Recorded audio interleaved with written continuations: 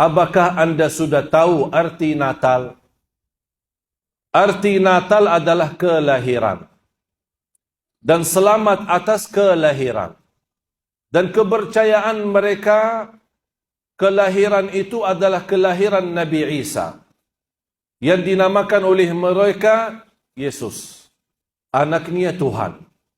Ketika mereka merayakan hari itu, berarti mereka merayakan kelahiran anak Allah. Kita sebagai orang Muslim sudah belajar, bahkan sudah hafal. Qul huwallahu ahad, Allahus samad, lam yalid wa lam yulad. Tidak punya anak yang tidak beranakan. Berarti kalau Allah tidak punya anak, kita sudah percaya dan yakin Allah subhanahu wa ta'ala Maha Esa, Al-Wahidul Ahad, Al-Hayyul Qayyum, Maha hidup dan Maha berdiri sendiri. Allah subhanahu wa ta'ala Maha berkuasa. Allah subhanahu wa ta'ala Maha kaya, tidak tergantung kepada makhluk siapapun. Tapi kalau kita mengucapkan selamat Natal atas kelahiran anak Tuhan, berarti kita sendiri sudah mengingkari Qul huwallahu ahad. Ada orang berkata, toleransi. Kita kan basa-basi. Bagaimana kalau mereka mengajak kita makan babi? Boleh enggak? Basa-basi. Makan babi basa-basi.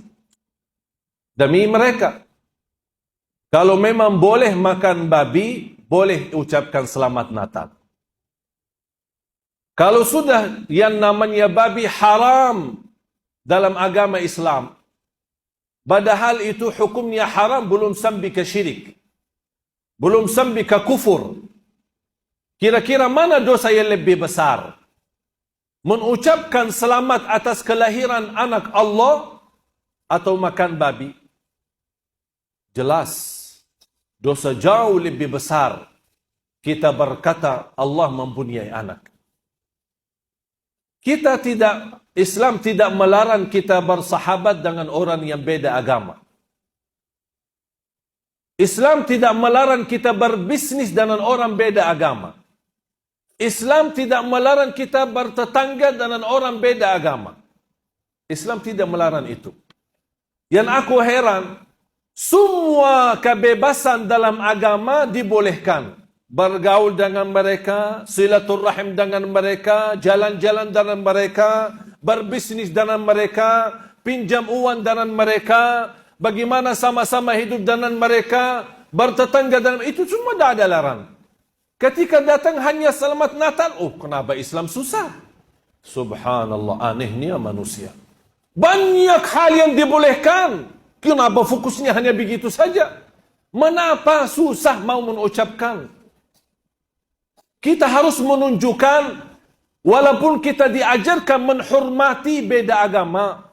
Rasul hidup di tengah masyarakat yang di kufar Quraisy di Makkah, hidup di Madinah dengan tetangga orang Yahudi. Tapi Rasul SAW tidak pernah mengikuti perayaan mereka. Rasul tidak pernah mengikuti mengucapkan selamat hari-hari raya mereka. Tapi Rasul tetap tetangga mereka. Rasul silaturahim kepada mereka. Rasul tetap berbaik dan sahabat dengan mereka. Bahkan berbisnis dengan mereka. Harus kita berprinsip sebagai orang Muslim. Hal yang terkait dengan akidah, mohon maaf, tidak ada tawar-menawar. Walaupun orang tua sendiri. Di luar itu, saya baik, sahabat, memberikan yang baik untuk semua orang. Siapapun. Bahkan Islam menilai memberikan pahala yang besar bagi orang-orang yang memberikan perhatian kepada binatang.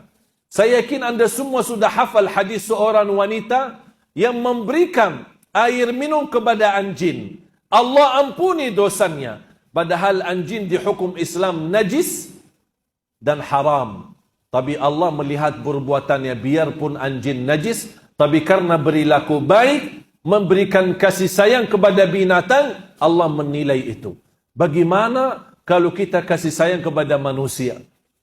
Kepada binatang saja pahala besar, apalagi kepada manusia.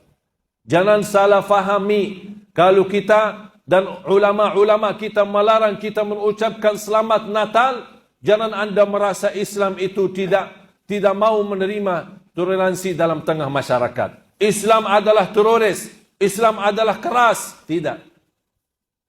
Semua dibolehkan. Tapi dalam hal yang terkait akidah, kita harus tahu diri.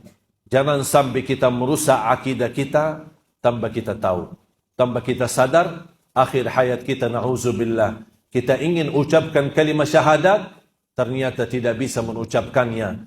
Karena kita sudah keluar dari Islam tanpa kita merasakan. Harus kita berbanyak istighfar. Harus kita membela dan menjaga akidah kita. Karena akidah itu tidak bisa dibeli. Karena akidah itu adalah modal hidup kita. Bahkan bekal keselamatan kita nanti di hadapan Allah hari kiamat.